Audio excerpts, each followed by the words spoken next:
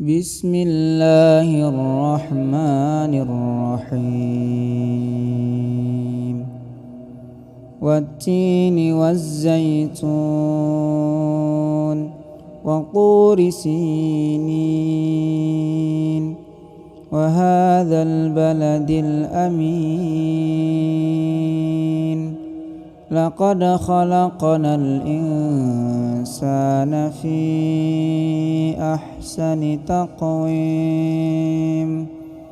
ثم رددناه أسفل سافلين إلا الذين آمنوا وعملوا الصالحات فلهم أجر غير ممنون